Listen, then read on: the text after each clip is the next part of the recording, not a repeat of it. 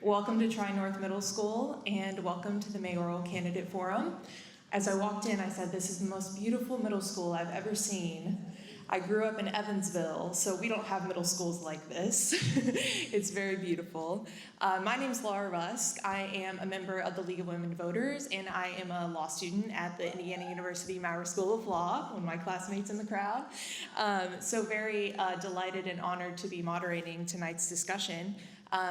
This forum is hosted by the League of Women Voters, Bloomington-Monroe County, and co-sponsored by Delta Sigma Theta Sorority Incorporated, Bloomington Alumni Chapter, IU PACE, Political and Civic Engagement, Kappa Tau Omega, Chapter of Alpha Kappa Alpha Sorority Incorporated, Monroe County Now, the NAACP of Monroe County, National Asian Pacific American Women's Forum, Indiana Chapter, South Central Indiana Citizens Climate Lobby, and the Unitarian Universalist Church of Bloomington. Can we get a round of applause for these incredible co-sponsors? Thanks to Delta Sigma Theta, the forum is being streamed on Facebook, and special thanks to Katz for recording this event. I will take a moment to review the ground rules, which the candidates have accepted and agreed upon. Each candidate will have 1 minute to make an opening statement. Candidates respond in turn to questions posed by the moderator, rotating which candidate will answer first. And responses are limited to 90 seconds unless I specify a different time. And Ralph in the front row will be our timekeeper. You will get alerted when you have 30 seconds, 10 seconds, and when it's time. Audience members are invited to submit questions on the cards provided. So please raise your hand if you need a card or have one to direct to the stage. Monica, if you'll raise your hand over here, will be collecting and handing out those cards. So if you have a question, please raise your hand and wave down Monica. And as the moderator, I will choose which questions to ask, so I get that cool privilege. Each candidate will be asked to make a closing statement, which will be 1 minute, and the candidates have agreed to civil discourse. And with that, we will go ahead and get started with our opening statements. So we will have Susan, Carrie, and Dawn will give their opening statements in that order. Well, thank you to the League and to all the co-sponsors. I'm Susan Sandberg, and I'm running for mayor with a vision to make Bloomington better, not just bigger. With rolled-up sleeves, a heart for public service, and a proven work ethic, I can and will hit the ground running to make sure Bloomington works for you and for everyone. What I bring to this campaign for mayor of Bloomington is hands-on, direct experience in local city government. As a 16-year member at large on the city council, I've observed the strengths and challenges of the two past mayors. I've participated in the process and fiscal oversight for what is now an almost $230 million budget. I have established good working relationships with community partners and internal personnel. I know the problems that erupt when decisions are top-down and plans are less than transparent. I've seen the drop in morale when the boots-on-the-ground workforce, the personnel who keep the wheels turning at City Hall, are not listened to and respected for their expertise. Thank you.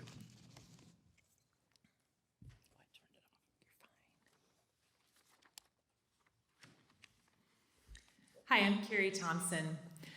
I am running for mayor because Bloomington is an incredible city, and we deserve a city government that is just as incredible. For 20 years, I was the CEO of Habitat for Humanity here in Monroe County. For the last 5 years, I have been leading the Center for Rural Engagement at Indiana University, where we are engaged with 87 different communities throughout the state. I have led at the top level of executive leadership for the last 25 years. I know how to bring people together, to collaborate on a vision that we can get behind, and then empower leaders to take that vision and implement a strategy that actually works. Together, we can create a better Bloomington for us all.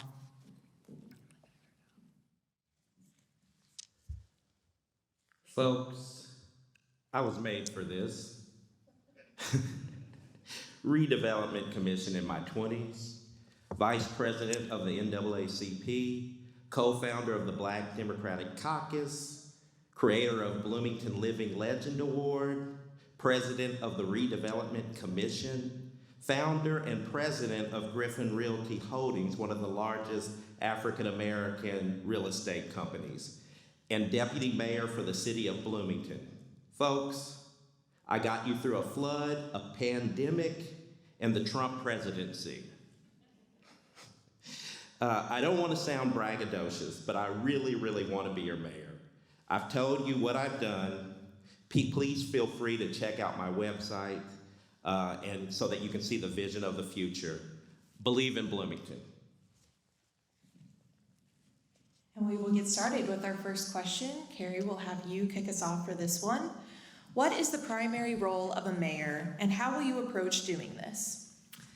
Primary role of the mayor is the top executive leader for the city of Bloomington. This is the executive branch for our government, working in collaboration with especially the city council, which serves as the legislative branch. I will approach this role as I have the other executive leadership roles that I've had over the past 25 years, and that is to create a distributed leadership model that is deployed in order to accomplish a vision that we have co-created together. I will do that by building coalitions, by talking to partners, even before they're partners, to ensure that we get all of the voices at the table and that the plan that we create together works for all of Bloomington. This is what I did at Habitat. This is what I am currently doing at the Center for Rural Engagement, listening to communities and then deploying a plan that is responsive to what they need. Not every decision needs to go back to the mayor. That's what slows things down.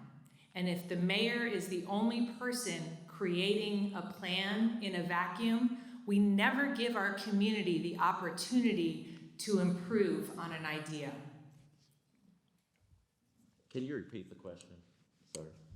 Absolutely. What is the primary role of a mayor, and how will you approach doing this? The primary role of the mayor is to have a vision, to create a vision going forward.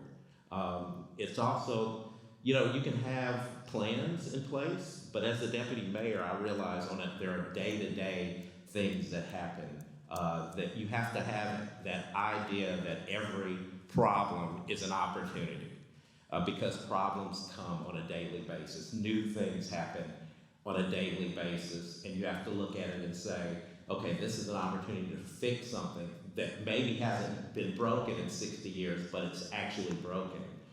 So having that vision, but also having the ability to work quickly on your feet and do things that you didn't expect you were going to have to do, all at the same time. It's like the guy with the plates and the spinning plates type of thing. But it's also helping create a sense of place for all. You coordinate with the county, you coordinate with your city council folks and Indiana University. You're looking at all kinds of things. And here's the thing, it's one of those things, it's multi-dimensional chess. And I know a lot of people want to try to make it into checkers or check four, but you have to actually know how to play the game that's before you. Thank you.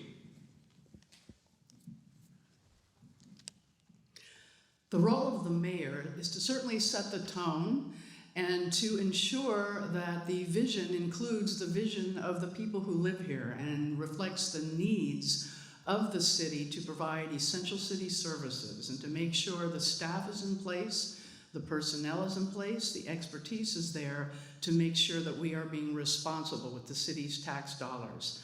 Budgeting is probably one of the biggest priorities that the mayor has, and working with all the department heads who are responsible for providing the services to you and this community are good at what they do. There is good morale at City Hall, and that the mayor is responsible for setting that tone. The morale, the expertise, and the management of the city's assets. I base my leadership on 4 basic platforms of public safety, affordability, better collaborations, and essential city services. I think that gets lost sometimes, that the nuts and bolts of providing for the services that all in Bloomington expect is a primary role of the manager, the executive at the city council, at the city level. Thank you. And we'll start with Dawn for this next question. What is your approach to working with people who have differences of opinion? Please give an example of how this has worked effectively. I like to use the one true thing when we're talking about people who have differing opinions. And you start with something that you all can agree on. I've had the experience owning a real estate company and going to places where folks have never seen someone of my color. And I have to step on that porch and find that one true thing. Not just because I want to do the deal, but because I want to get out alive. This is a thing, and you have to find that common thing that you both like. And sometimes it's do you love the country, or do you love IU basketball? And then we start from there, and you go deeper. I have a podcast, and if you guys would like to see how that works, it's called My Racist Friend. Check it out. Is it time, or do I have some more time? Just kidding, you have more time. Oh, man. I'm just teasing. Yeah, check out My Racist Friend, and we do a lot of that, where we talk about differing opinions and how to get to a place of compromise. And it actually started with what was going on in the farmer's market. And me and a childhood friend sat down and started recording our conversation. And it's used all over the country now in public education for teachers and students. Well, this is where I need to call on an organization that I have gotten a lot of great information from, and it's called Braver Angels. It's the organization that helps Democrats and Republicans sit down in the same room and talk about explosive, divisive issues and be able to still leave those meetings and still not have ill will toward each other as people. It should be about ideas. It should be about our ability to freely express our ideas in a forum with civility and with all due respect, and to listen to other people's points of view with an ear to try to not just listen, but to listen to hear and listen to understand. And if you have the discipline to do that, which again, Braver Angels has been a really wonderful exercise for me to be able to practice that skill. It's amazing how quickly you can come to common ground. I would love to live in a better communications environment where we can listen to disagree more agreeably. Civility is very important to me. We don't get to common ground if we are inviting people to a fight instead of inviting people to a conversation. So again, we appreciate the League of Women Voters for having forums just like this so we can talk about ideas and talk about them with civil tongues in our mouths and with open ears and open hearts. That's how we can get along much better. So 2 things. The first is, as the parent of 5 very different children, I have a lot of experience parenting through disagreements. And we have a principle in our household which has been incredibly instrumental in professional life as well, which is just based on active listening.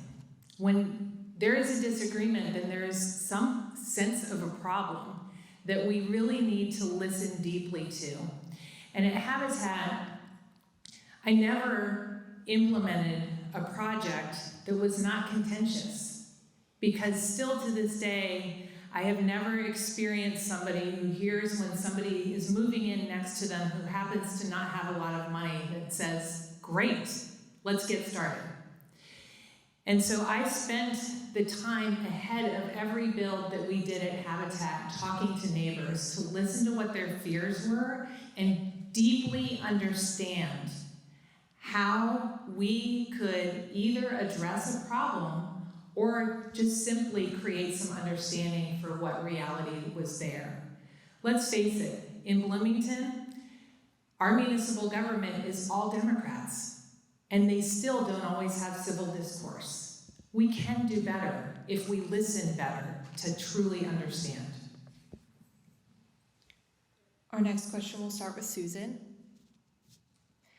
How will you collaborate with stakeholders, city departments, the county, and community organizations to achieve the city's goals to mitigate climate change?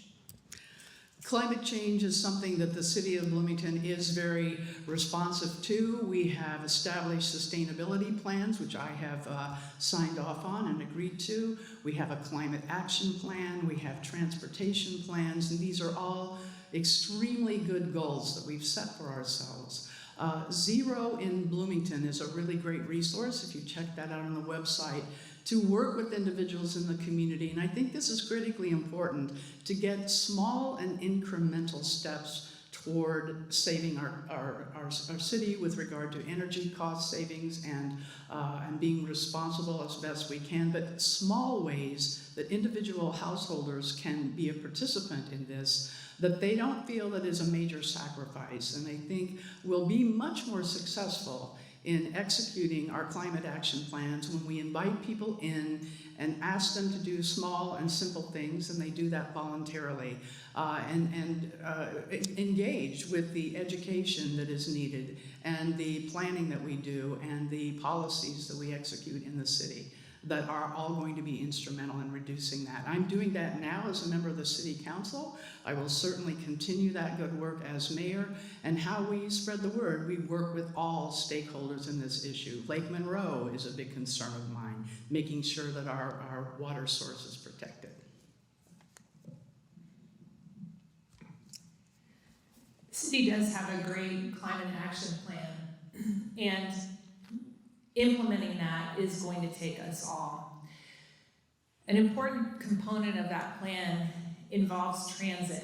And while we have sort of now what's becoming a crazy patchwork quilt of different kinds of bike lanes and pedestrian ways, we need to improve on that plan and make it consistent so everybody knows what's expected of cyclists, pedestrians, and motorists, and they behave in the same way on every single path.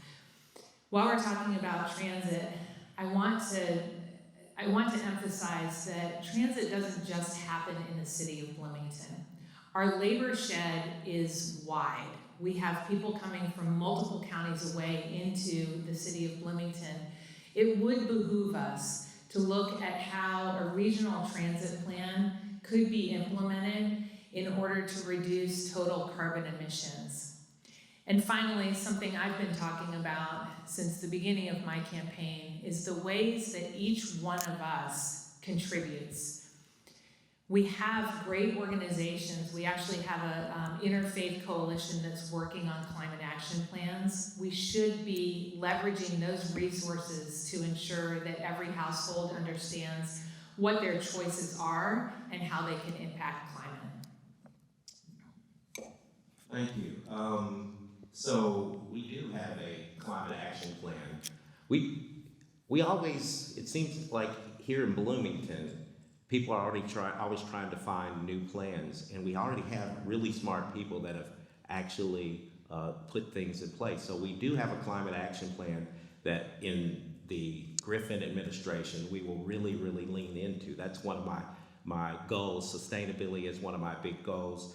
As deputy mayor, I've already started the process of looking into regional transit system, not only negotiating with Indiana University's bus system and creating more opportunities for electric buses. We took $1.5 million in money going towards buses, and we're able to get $8 million more for electric transit, electric buses. So digging deep in, talking to the county as well about coming in and creating this regional hub is excellent. The other idea is we're bicycle friendly. We're gold level bicycle friendly currently. We're the only gold standard bicycle friendly community in Indiana. I want to go to platinum, and we'll be one of 3 communities, including Boulder and Davis, California, to be a platinum standard bicycle friendly community. That's where we need to head. We'll start with Carrie for the next question. What do you see as the key health challenges, including mental health, facing our community, and how do you plan to address them? I can summarize the key health challenges by just saying access to care, access to all care. Mental health is certainly an incredible challenge, not only in our community, but actually in the nation. But Bloomington has become a place where it's incredibly difficult to access any kind of health care. And you have to know somebody to get in with a primary care physician, sometimes with a specialist. We need to work in partnership with not only IU Health, but Partners in Health and other entities to ensure that we can provide our community better access to care, because our community health begins there.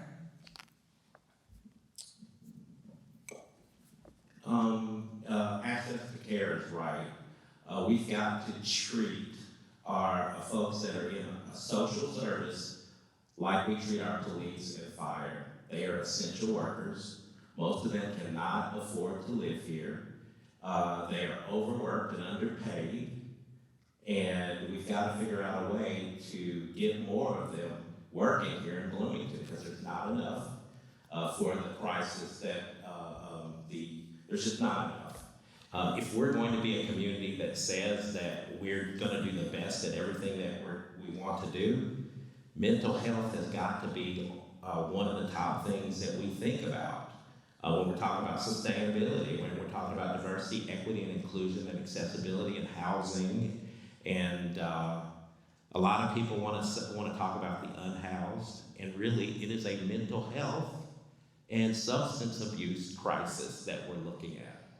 And so we've got to do a better job. We can't point fingers to the state and the county and say it's their problem. We've got to come together, and we've got to also stop using our jail as a mental health facility, and look at wraparound services that we go in together and put together. That's about it. I have 10 seconds. Anybody want my 10? Anybody else? No?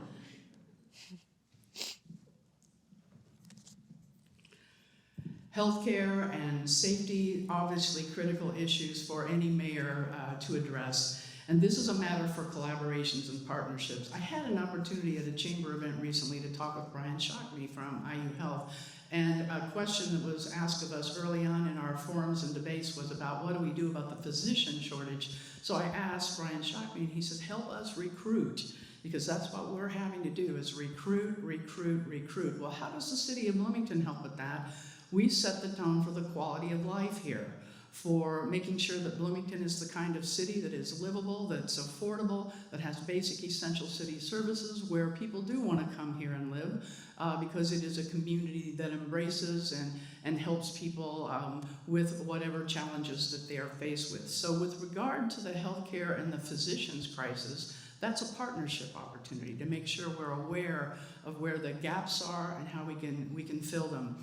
Mental health is a critical concern in our community, and the provision of that can be done. We have some recent dollars that the governor is allocating throughout the state of Indiana that we want to be sure we're in a position to leverage so that we have better community mental health care for addressing the many problems that have already been alluded to with respect to causing issues with our homelessness situation, as well as just making sure the quality of life is good for everyone who lives here. Thank you. We'll pass it back down to Dawn for the next one. Many of you mentioned the unhoused population in your last response, so I would like to ask, how would you alleviate the problems facing the city's unhoused population? That's a hard one. We've done a few things at the city. There's a new job that was created, a social service job that is. I think we're going to have. I think they're doing interviews for that now. But it's a liaison between the city and the social working community, such as HealthNet and Beacon, and that will provide better opportunities. Also, and what I was stressing before,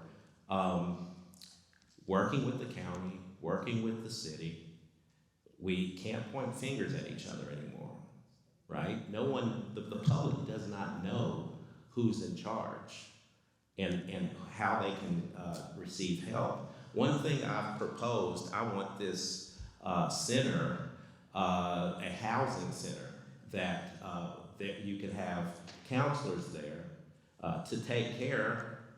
Someone can come in, no matter where they're at, and whatever their need is, and we can direct them to opportunities within the community. And maybe that starts with folks that are unhoused and need mental health opportunities. But then maybe we're helping them find a habitat house, 3 years later. But they've got the same person, the same counselor that helps. And it's something that the HAND department and the Bloomington Housing Authority, I think, would be in charge. And it will be a community-facing proper project. Got my 10 minutes back. Sorry, 10 seconds. The issue of homelessness is very complex, and we have a rich array of local nonprofit organizations who are providing assistance for low-income, no-income individuals in the community. And in many respects, our issue with homelessness is one of capacity. And for the city of Bloomington's role in all of this, again, it comes down to partnerships, collaborations, working carefully with the boots that are already on the ground. We have a remarkable effort that started actually with the United Way and the Community Foundation and Heading Home, that is headed up by Mary Morgan and Tatiana Wheeler. They're doing amazing work in partnering, doing research, trying to do everything possible to analyze the gaps in housing here in our community, trying to give us advice and information about how best to fill those gaps. And basically, the role that the city of Bloomington plays is one to assist in the funding.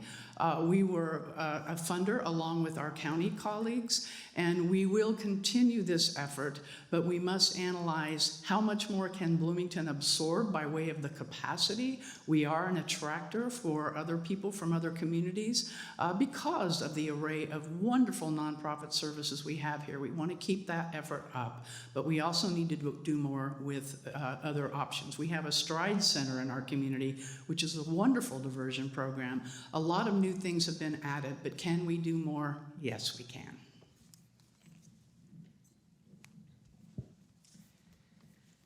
So when we talk about the unhoused, let's just start by acknowledging we're talking about human beings, not a group, not a problem.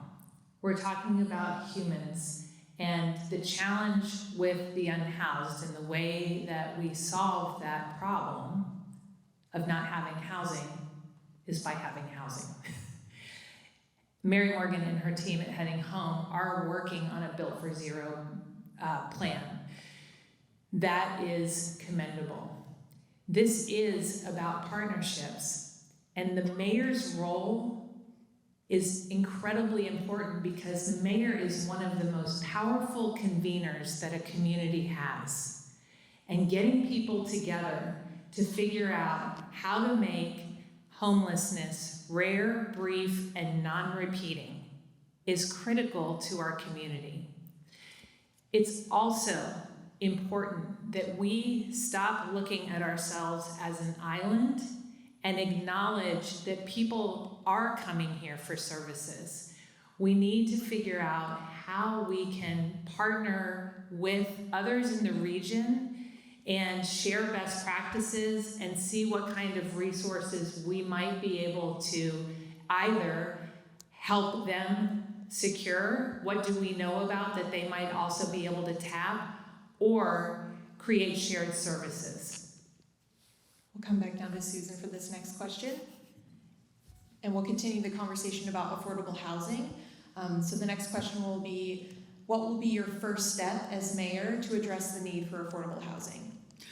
Well, affordable housing is another complex issue. Affordable housing gets built with subsidies. It gets built by partnering with the organizations who know how to develop and build affordable housing. So we must do much more reaching out to those companies and the people who know how to leverage the federal tax dollars and incentives and know all about how to engage in that kind of subsidy work, because it is expensive to build housing, and the private market is not necessarily providing the affordability that Bloomington incomes absolutely will support.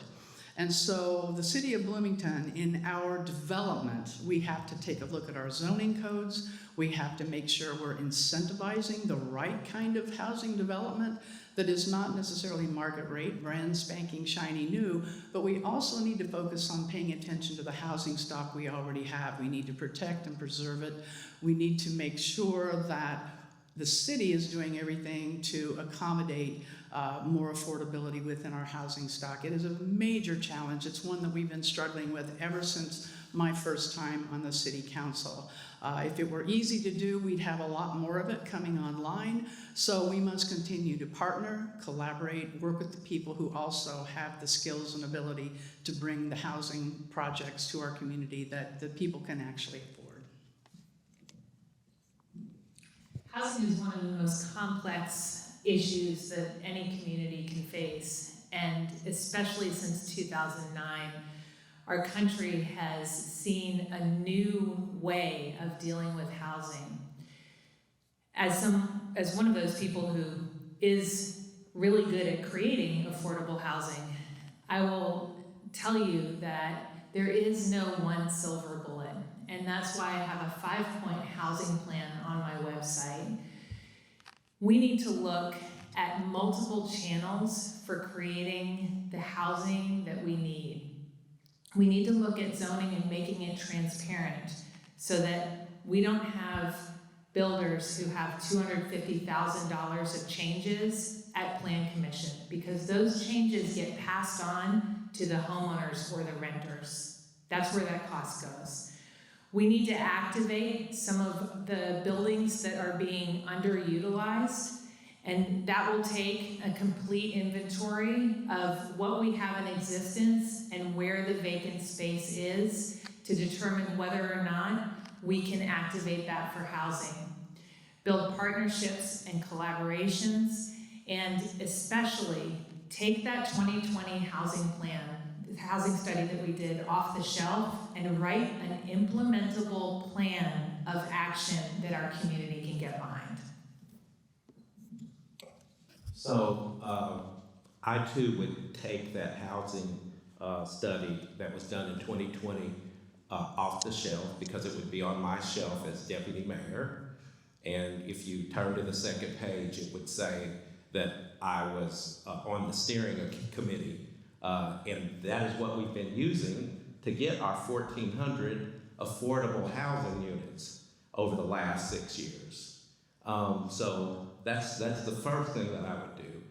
I'd also look at the missing middle, which that's also something as the deputy mayor I've been looking at, and that's finding opportunities that are already within our community. First, with properties that the city owns, such as the Hopewell Center, which is a property of the Hopewell, which is the hospital, which we're planning to get 1,100 plus units, and a majority of those being affordable. There are opportunities in areas that are underutilized, and we've already had the planning department, utilities, those folks are looking at those maps right now to determine how many more houses we can get within our current city limits. And then we need to look at annexation. I'm just gonna say it. We need to look at annexation to get more opportunities for affordable housing, either voluntary or the way we're going right now. Thank you. Carrie, we'll go to you for the next one. How will you bring forward the voices of Bloomington residents to transform policies to be sustainable and malleable and support our community for the 21st century? I'll bring forward voices of our community by listening to them and by assessing who is not at the table and figuring out what those barriers are for getting those voices into City Hall, even if that means I have to take City Hall out into the community, which is where I think the mayor belongs. I do have an open government plan on my website, and I would encourage you all to go look there for more details about how I plan to bring voices to the table and open up our government to be more transparent. We have people in our community that I have been hearing from in my listening sessions, which I've been doing out in the community since July of last year. We have people who say that they're intimidated to come to City Hall, that they don't know how to get their problems addressed. And just because we have an online form that will allow you to submit a challenge, it doesn't mean that people have access to a computer, that they know how to use it, or that they believe anything is going to happen if they fill out that form. We need a city government that can pivot to the needs of its residents and have multiple channels for reaching them. Can you give me the question again, please? How will you bring forward the voices of Bloomington residents to transform policies to be sustainable and malleable and support our community for the 21st century? You know, I think we start off with making sure that government looks like our community. You know, then it becomes it's not, you know, building tables. We keep talking about building tables, and we just need to let folks in the room. The people who serve within our government should look like the people that are being served. And it shouldn't be an intimidating factor. But we shouldn't have to change how government is ran to do that. It's just the people that you have in place. And in my administration, look, don't I seem like a pretty open guy? You think if you knocked on my door, I'd probably say, you know, I think it starts at the top.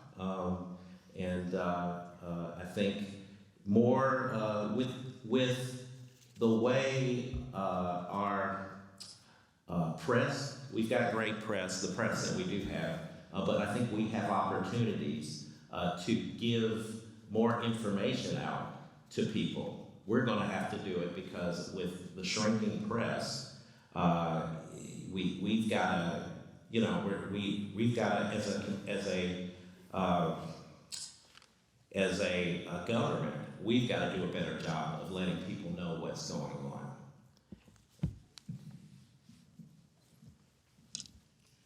City Hall can be an intimidating place, and it's not necessarily a place that everyone feels comfortable coming into the meetings, and we have a variety of meetings at the city council level. We have departmental meetings going on all the time. We have boards and commissions that are dealing with a number of special interest areas in our community.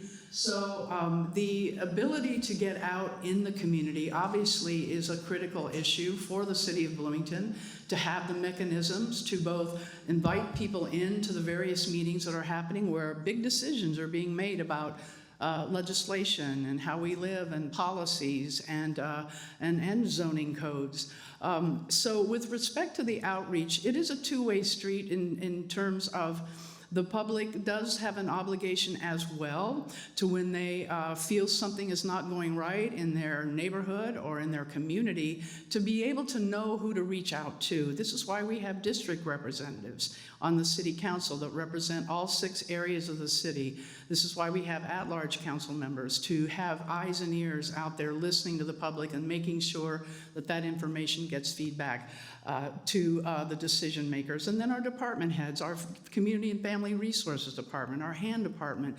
These are specifically designed to meet needs of the communities and neighborhoods. And so there is a lot of outreach that is happening now.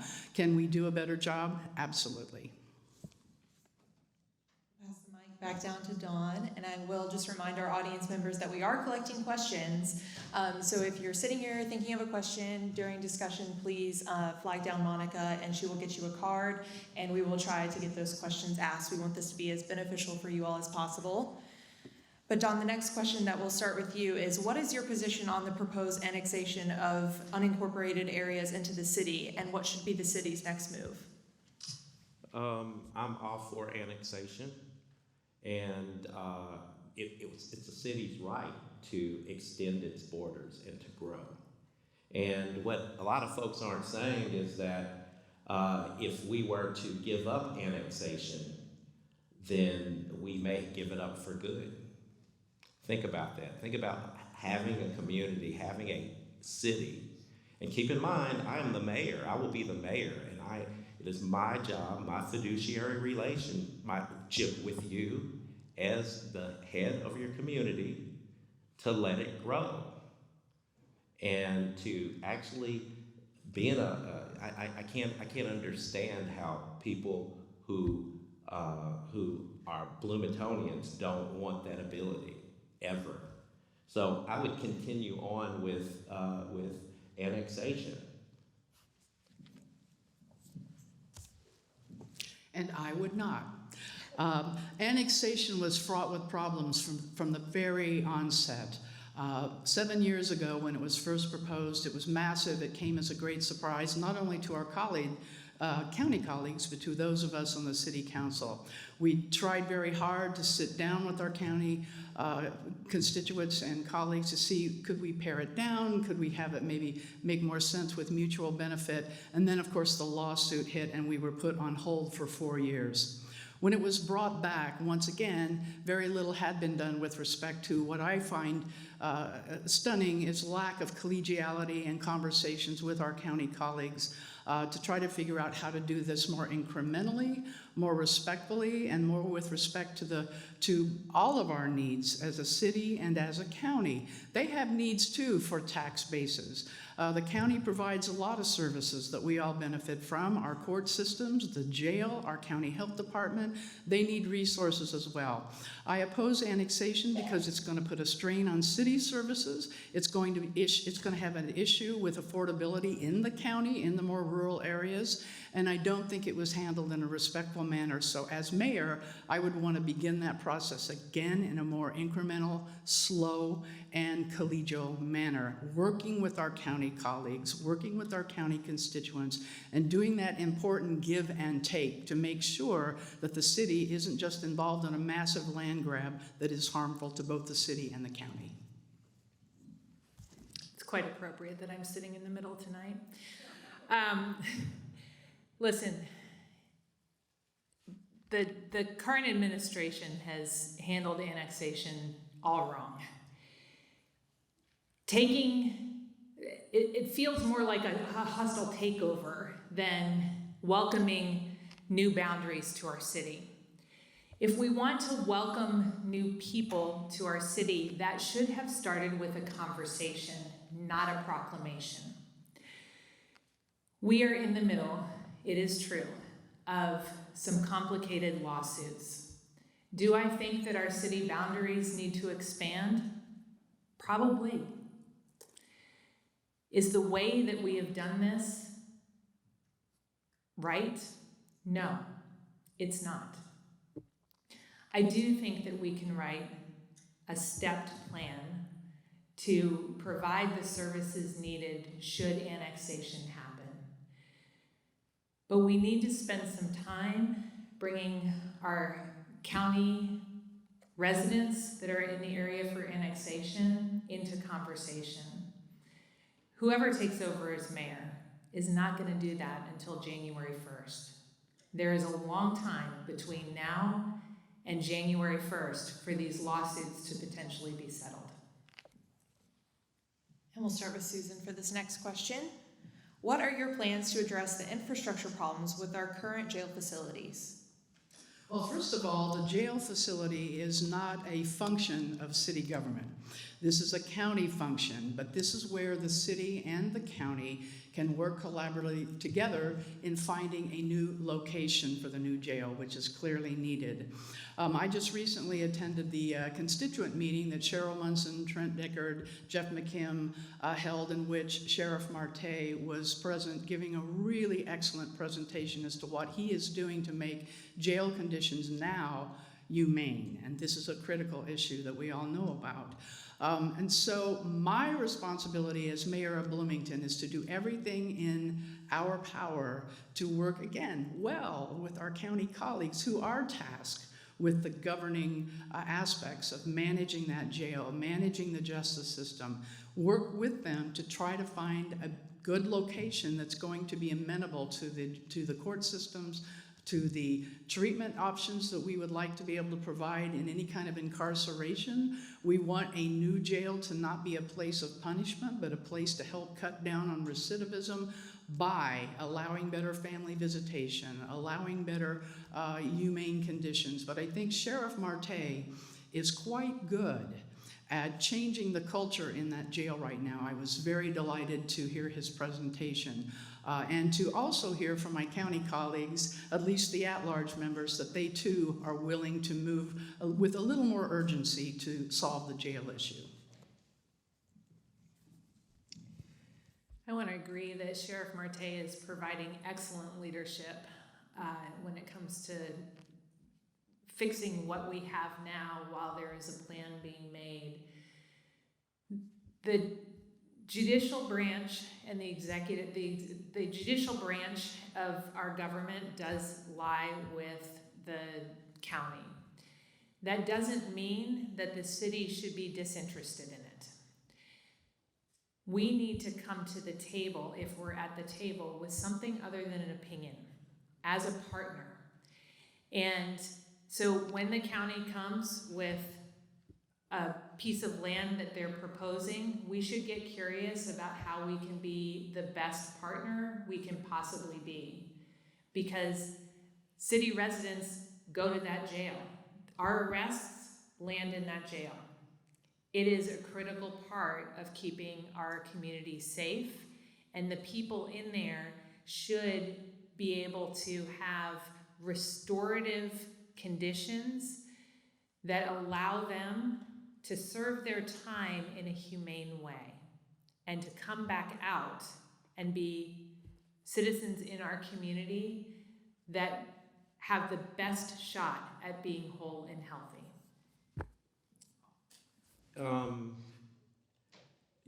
So if you look in the paper, probably several months ago, I had asked the county if the city could have a one person or two person on their 16-person committee, and we've asked several times with a no, or basically they've told us that we can't be a part of finding out the solution, where it's going to go. What I'm most concerned with, I tell you what I'm most concerned with. Okay, it is in their, it is in their capacity to tell us where the jail is going to go. That is who they are. But I'm more concerned with right now.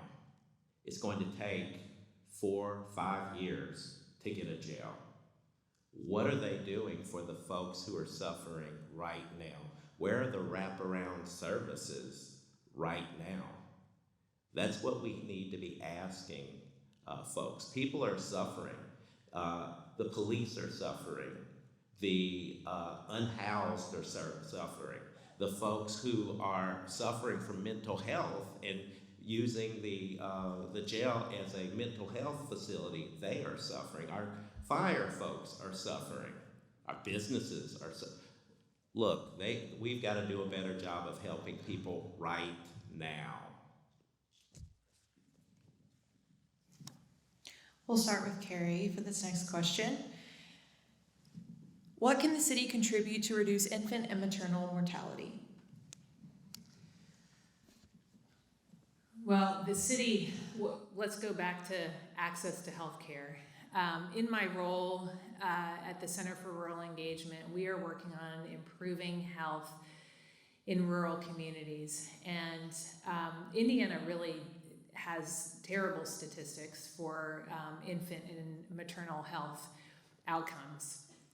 They're even worse if you're not white. We need great access to health care, prenatal care, and hospital care. And in order to do that, I think that what we were talking about before, partnering with the hospital, with partners in health, but then also looking at the workforce pipeline to see what we can do to influence that. And I want to talk specifically about housing because I have talked to hospital administration, and when they recruit physicians, they can't find a place to live. Our average days on market last summer was 6. That means there's no supply. So we're talking about affordable housing, but we also need housing for nurses and physicians and midwives. And if we don't have that basic infrastructure, we can't support the workforce. We're not going to get them here. You know, I'm no health expert. I'm just going to be honest with you. I wish I knew. I think access to health care for all. Anytime it's taking 6 months to a year for folks to get into a specialist, and they have insurance and they have the means. Think about the folks who don't and how impossible it is for them to get into anywhere.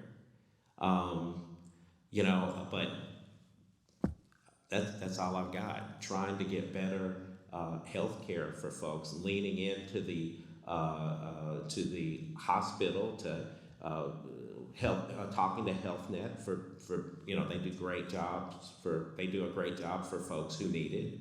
But other than that, I'm sorry, that's not one I'm going to be the best at answering. So sorry. The health and safety of all members of our community is of utmost concern to any mayor of Bloomington or anyone in a position of leadership. What I know is we do have an issue with poverty in the city of Bloomington. It goes underreported and not always talked about when we're talking about economic development and housing and how do we partner better with our county colleagues with the Department of Health and our physician shortages. But poverty is a big factor, and it's one I know from the Affordable Living Committee that I convened and facilitated with some other members of council. And the report that we issued, we were talking to a number of individuals in our community who are marginalized, dealing with trying to become more self-sufficient, interviewed a lot of different people with the help of a lot of good organizations like the South Central Community Action Program. We know that poverty is a problem in Bloomington, and so it comes back to the whole issue of livability. How does the mayor of Bloomington set the tone to be able to make sure our department heads are aware of this, to make sure that we have educational programs and assistance for low-income folks, and the Jack Hopkins Social Services Committee and the Community Development Block Grants that do assist our wonderful array of nonprofit organizations in assisting people who are struggling and may have these issues with not having insurance, not having adequate health care. And it's a matter of trying to level the playing field. It's difficult, but it is one that we cannot stop.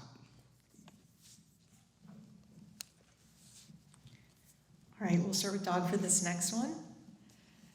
So there is increasing harassment and threats of violence against trans people in Bloomington, in Indiana, and the United States. What can you do as mayor to help reduce anti-trans harassment? And I will also include racially motivated crimes as we've seen happen in Bloomington in just the last 6 months. Diversity, equity, and inclusion, and accessibility, and the whole sense of belonging is one of my prime platform pieces for becoming the Bloomington that we claim that we are. We need to let folks know that Bloomington is home. You know, it can be a terrible place outside of Bloomington, but they need to know that no matter what color they are, no matter who they love, no matter how they identify, that Bloomington's got you. And that means that we as the city need to make sure that people know that you can't mess with our people in Bloomington. And we've got to say it really loud. The rest of the world needs to know who we are. That when you come to Bloomington, you know, it's a place of progressive thought. It's a place where everyone is celebrated and everyone is cherished. And we've got to say that loud because we live in Indiana, folks. And that's not what living in Indiana means to most people.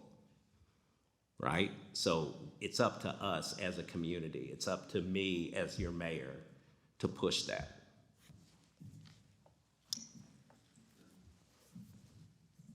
Public safety is a main platform of my campaign for mayor, and violence of any sort is certainly not acceptable. Oftentimes, violence, hate crimes, discrimination, harassment, it comes in forms that you have to react to when it occurs. But I can't help but think of the movement when the Korean graduate student was murdered by a white supremacist who went on a killing spree in multiple states before he came to Bloomington that 4th of July weekend. And we had a really remarkable response in Bloomington. It was called Bloomington United. And signs went up, and the people embraced it, not here, not in our yards, no hate. We don't allow that in Bloomington. And I think it is important to have a brand, if you will, that in the city of Bloomington, we do not tolerate hate. We don't tolerate hate crimes. And that means everyone is going to have to be aware. How do we prevent it? How do we stop being reactionary when it occurs? How do we be proactive in setting the tone that we do want to maintain safety for everyone who lives here? That means our law enforcement has to be on point. That means our prevention programs have to be on point. That means the city of Bloomington has to be aware and ready to speak out and condemn it each and every time it occurs. And I'm proud to be on the city council that does sign off on these things. We have a marvelous Human Rights Commission.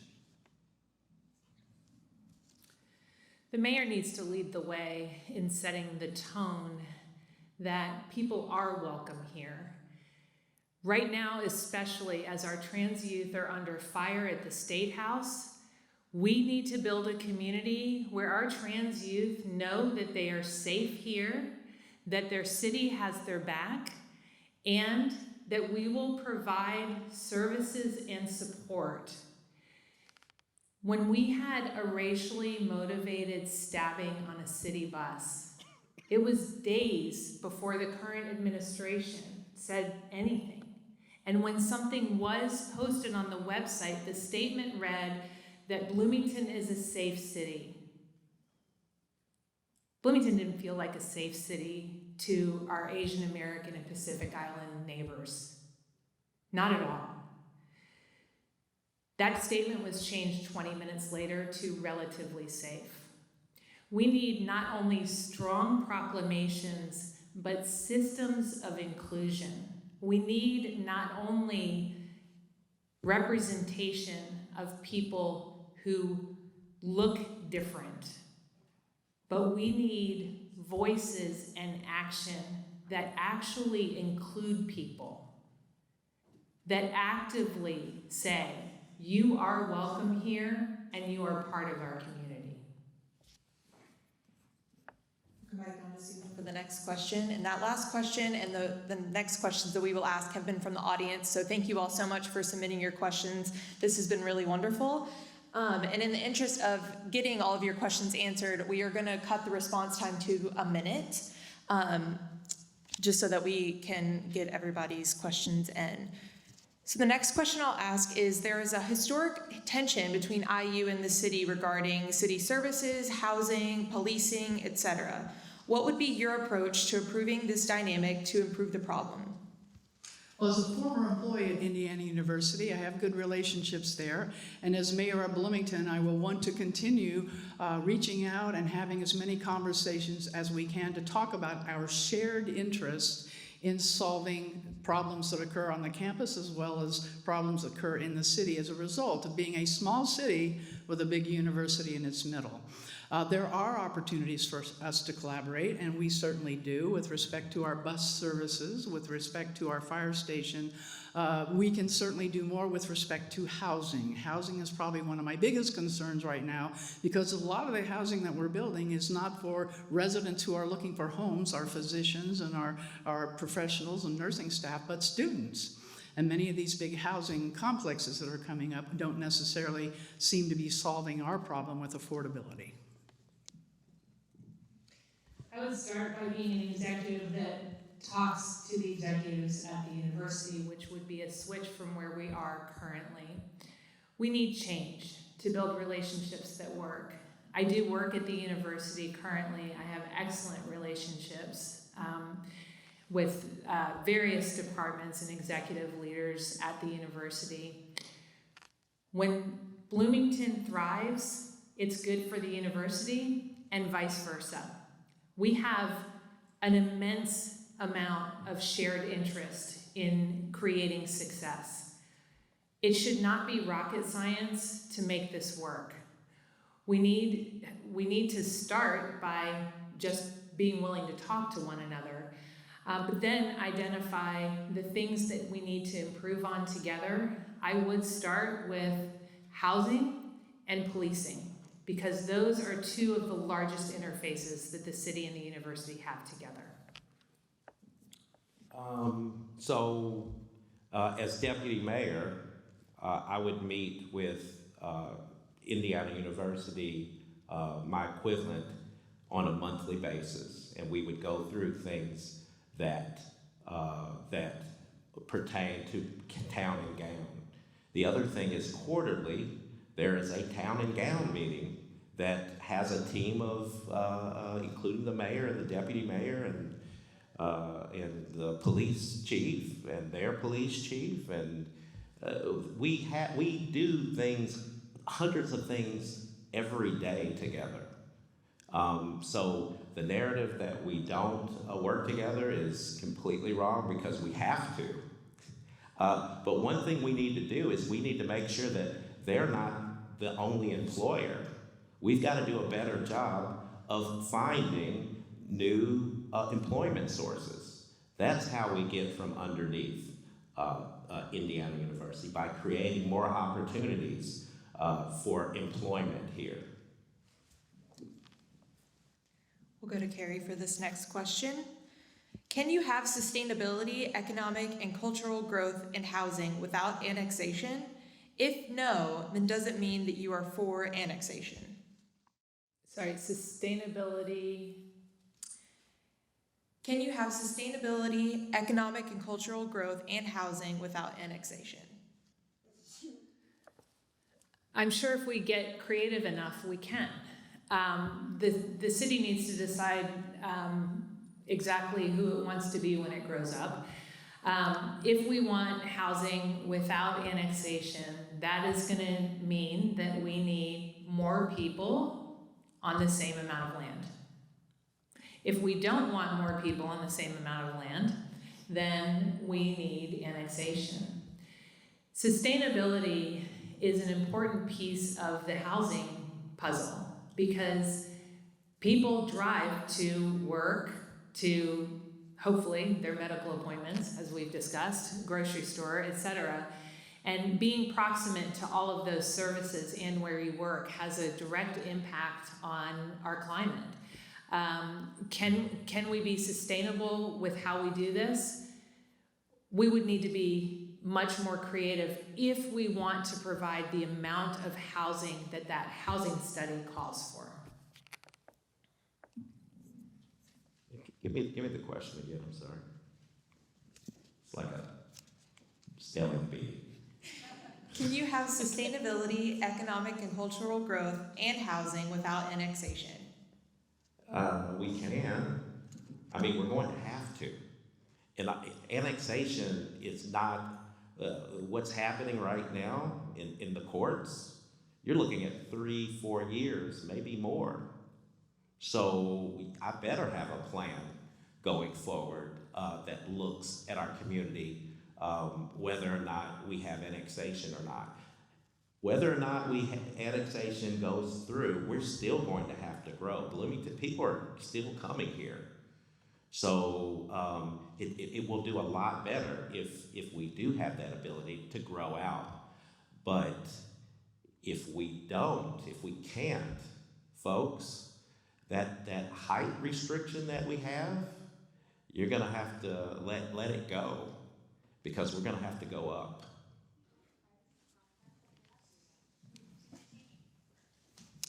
We can certainly be responsible within our current city boundaries to be both sustainable and respectful of land uses. I have a 5-point plan for affordability as well, and that has to do with taking a look at our zoning codes, being more thoughtful about how we incentivize affordable housing, looking for where those sites can be. There are places in Bloomington where we can develop, and then making sure we have the infrastructure to support new housing development in those communities. We can do a lot of cost-benefit analysis with how housing materials are stored, or cooperative ventures, so that we can build more affordable housing. And we need to work with people who do affordable housing. So yes, it's sustainable within our boundaries, and also I'm concerned about affordability of the housing in our outlying areas. Talking to the constituents, they want to remain in rural areas that are actually more affordable than living within the city of Bloomington. So once again, if we can partner with ourselves and our county colleagues, we'll be fine. We'll start with Don with this next question. And this is continuing on the conversation about annexation. This audience member would like you all to respond to the annexation process and explain how you will proceed to listening to opposing views and facilitate a way forward for the local community in your role as mayor.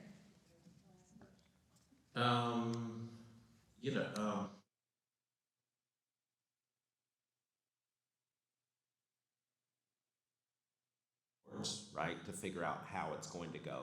It is going to be up to us to communicate to you how those things are going to go. And keep in mind, folks, there are a lot of positive things. There's a lot of positive things that are going to happen to our community, to not only Bloomington, but the folks who are going to be within the folks who are going to be newly part of Bloomington. There's going to be a lot of positive things for them as well. People don't like change. It's going to be a cultural change. I miss, I'm not going to say I miss the Waffle House, but I miss Garcia's Pizza and Spaceport. I do.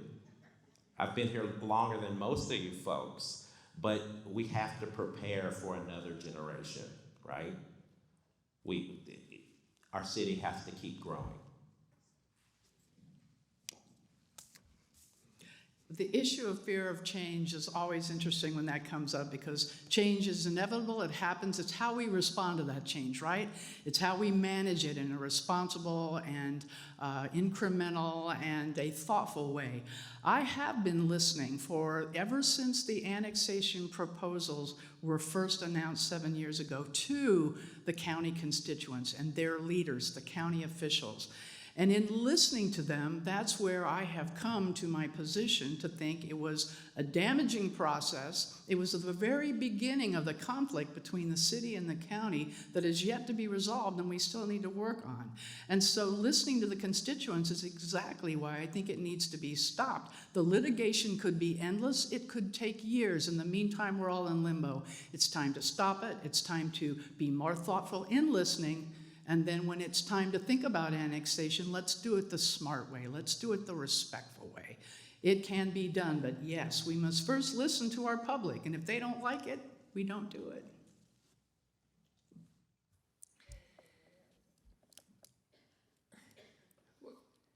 I'm once again in the middle here, where I sit for the evening on annexation. We can do better than telling people the way it's going to be. And we are growing. One way or the other, there are people coming to our community. And so my role as mayor is to listen enough to weave a vision and a path forward that can work for the most people possible.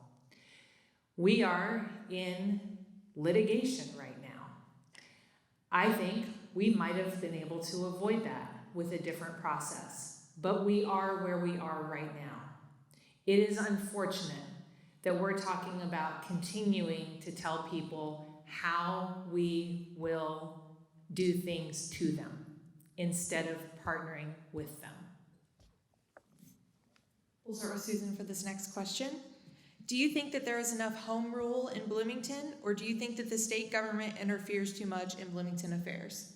Well, we have classic examples where home rule was completely disregarded with the issue of single-use plastic bags, with the issue of inclusionary zoning in housing, which means that the city of Bloomington is not allowed to require any developer to provide any kind of affordable units. All we can do is incentivize and encourage. And so there have been ample opportunities where the General Assembly has come around the back door and said, nope, City of Bloomington, we're not going to let you do that, because of course we know state law is a higher authority than our local law. But once again, we can't control what the Indiana General Assembly or the governor is going to do to us. All we can do is make sure the city of Bloomington is as good as it can be within our resources, within our ability to listen and serve our community and do what the community needs us to do, and that is to lead. And that is to lead with the best of our ability, being responsible for our budgets, responsible for our assets, and making sure this is a livable community that we all want to remain in. I think it's obvious that the Republicans at the State House and that supermajority have tinkered with quite a lot in Bloomington especially. And we do need to have a powerful voice at the State House in order to be able to run our city in the way that our residents have asked us to facilitate. One of the things that I've been thinking a lot about as we are looking at abortion, as we're looking at trans rights at the State House, is why we can't have a stronger coalition of the blue cities that can build a stronger force at the State House and stop the madness of hate and the elimination of home rule. They don't like us. I'm just going to be honest. Bloomington is different, right? And my whole idea of believing in Bloomington and boldly Bloomington, it is a cry to the rest of progressives and people who have progressive thoughts to the rest of the world, saying Bloomington is different. We've got to do that. We're having a hard time recruiting and retaining folks who don't like the image and the laws that go against them. So to get people to come to Bloomington, right? We've got to be loud and proud about saying who we are willing to protect, because they don't like what we represent. We are completely different than the rest of Indiana, and we've got to lean into that. If we say we're all about sustainability and diversity, inclusion, and the belonging, and all the stuff that we say that we're about, we've got to really believe in it if we're going to get other progressives to move here. Carrie, we'll move to you for the next question. There has been much discussion of the importance of first responders living in the city that they serve, but the reality is that the majority of city employees live outside of the city. Do you think that it's important for city employees to live here? Why or why not? It would be great to have our city employees live here, but I don't think they can afford to. That's why they're not here. And, I want to give a shout out to Don and his administration for creating the down payment assistance for our public servants. However, lots of them with tenure are already raising kids that are entrenched in a different school system. They're not going to move in. And my understanding is that the budget for that down payment assistance came directly out of the line item for their salaries, which means we're depending on being understaffed in order to provide that down payment assistance. Would I love it if they lived here? Absolutely. But that is a harder nut to crack than simply asking them to do so. We would have to provide far more services to get that done. I think it is important to get folks to live here, but I actually want to expand that. I would love for non-union folks to be able to live in Bloomington with first-time homebuyer programs, down payment assistance. I also, as the mayor, would like to figure out a way to get affordable hours at Indiana University or trade school or Ivy Tech for our employees. We've actually lost a lot of employees to Indiana University because they have children who they want the discounted schooling. So I think we've got to figure out a way to provide more services for the people who work for us. We want folks to look at working for the city as a career, not a job. 1 minute is not enough time for me to tell you all the complexities with respect to the crisis we're having with our staff shortages in our police department, and now it's in our fire department, and some other city workers that are doing essential services are leaving us for a variety of reasons. Too complicated. Email me, Susan Sandberg, lowercase, 2023@gmail.com. How this administration has handled our safety staff is absolutely all wrong, and I have taken it upon myself to do ride-alongs, to talk with our boots on the ground public safety workers. I don't frankly care where they live, as long as they are qualified, well-trained, mature, disciplined police officers and firefighters. I want them to stay with us. I want them to continue to provide the services that you expect when you need to call the fire department or the police department to respond to something quickly.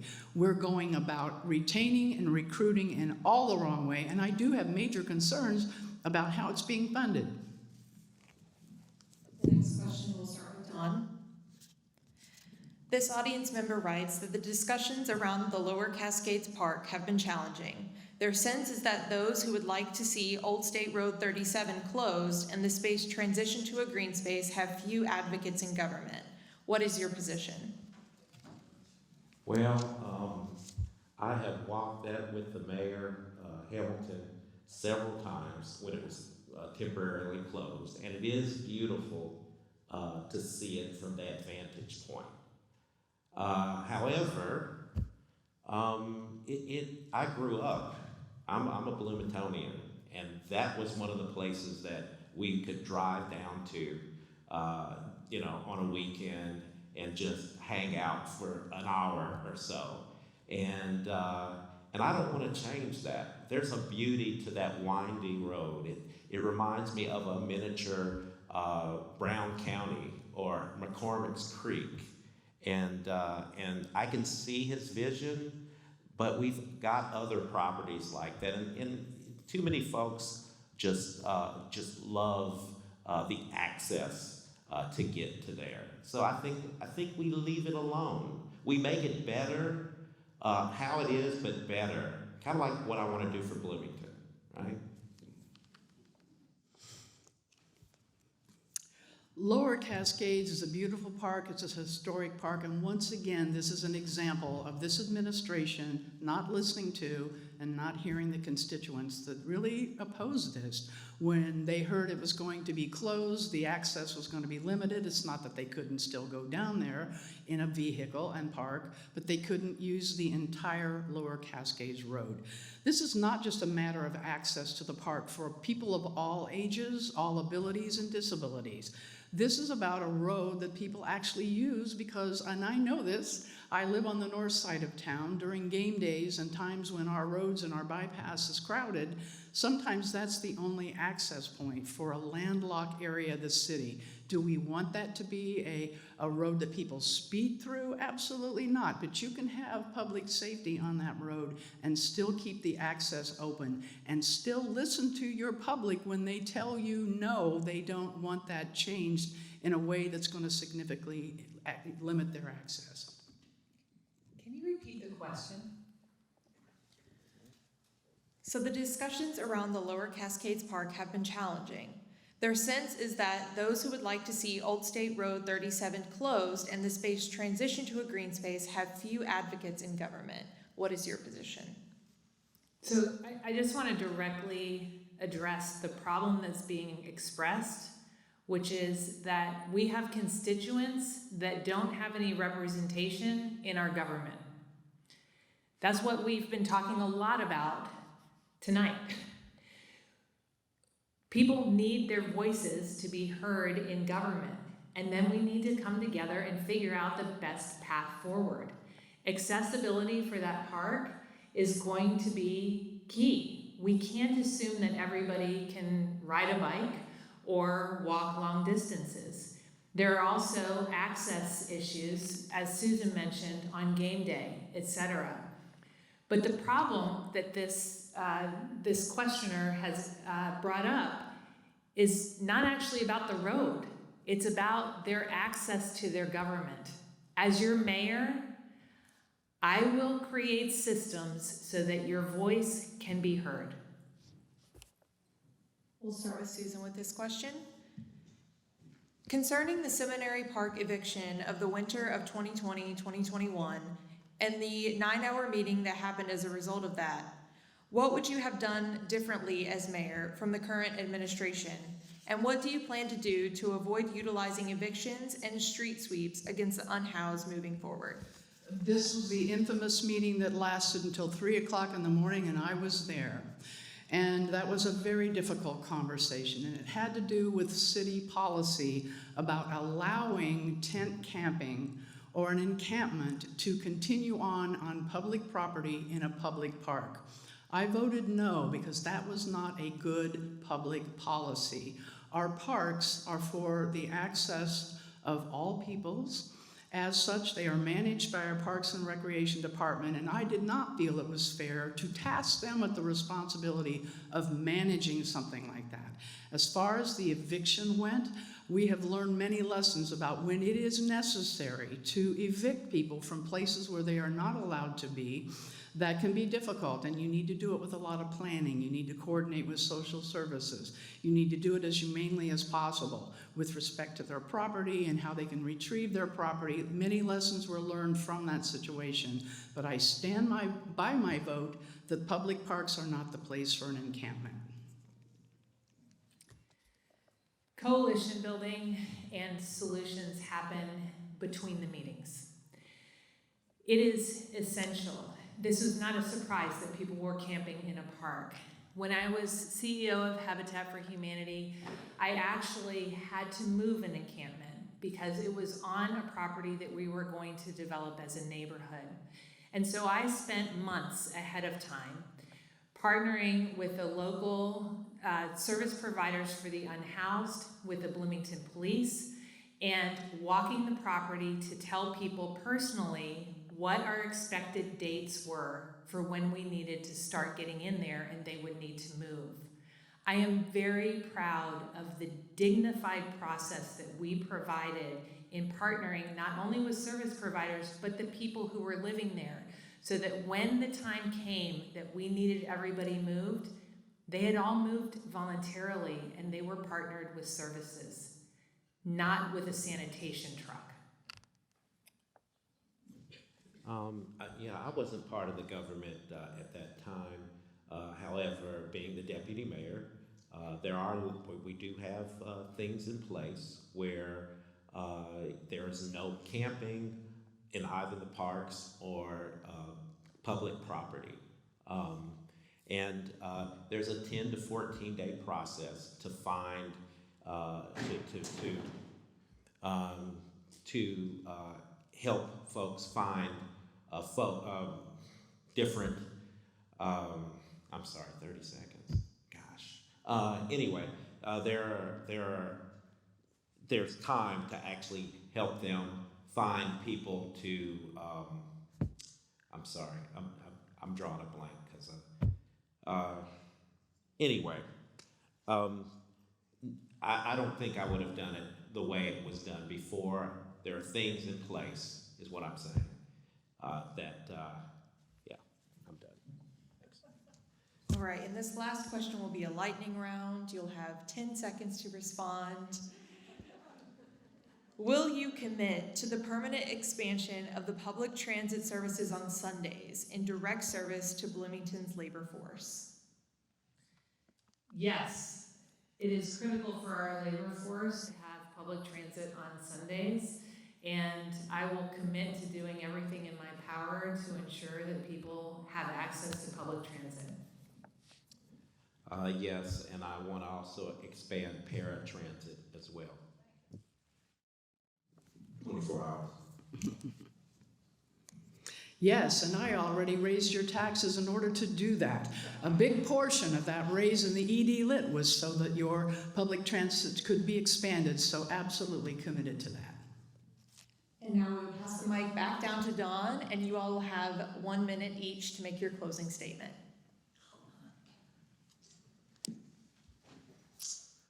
When I was growing up in Bloomington, it was a different place. As a kid, I was bullied because I was black and my dad was a cop. If I was going to stay here, I was going to have to change Bloomington. 40 years later, I was running the city as the deputy mayor.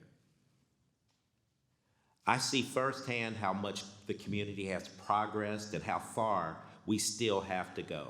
I am Bloomington, and I'm asking you to believe in Bloomington, but I can't do it alone. Together, we will be more sustainable. Together, we will create a diverse, equitable, inclusive, and accessible community of belonging. Together, we will create more housing opportunities for all. Together, we will foster better paying jobs by attracting job creators. It's been over 200 years, but together, we will elect Bloomington's first African American mayor. Believe in Bloomington.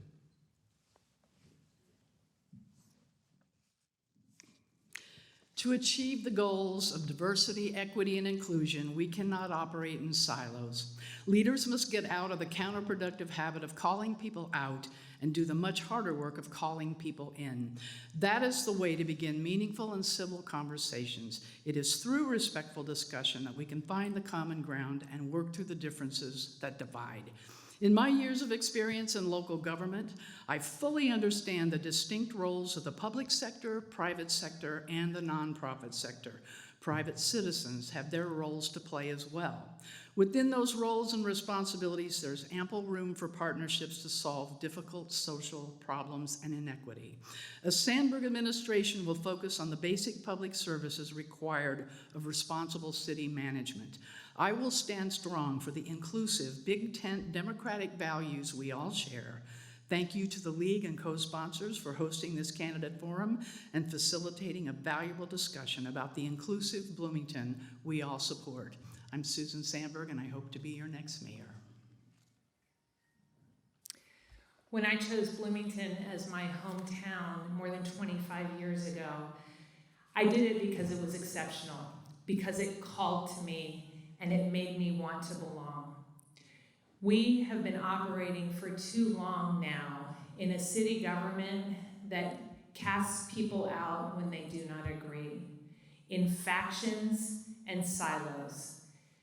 We've been working with a council that's divided 5-4 and sometimes doesn't attend meetings. What we need in Bloomington is change. We need change that actually creates impact, not studies that last for 2 years and then a report that sits on a shelf.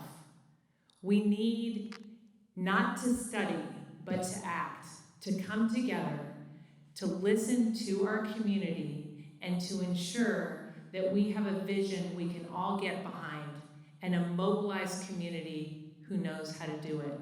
Together, we can. Thank you so much to our candidates for participating in tonight's forum. And thank you all so much for attending and for submitting questions. It's really much more interesting when we get to ask questions that you all want to hear answers to. Special thanks again to Cats for recording and to Delta Sigma Theta for live streaming. On behalf of all of our forum sponsors, please remember to vote. Election Day is Tuesday, May 2nd, and early voting begins tomorrow, Tuesday, April 4th. Thank you all. Have a good night.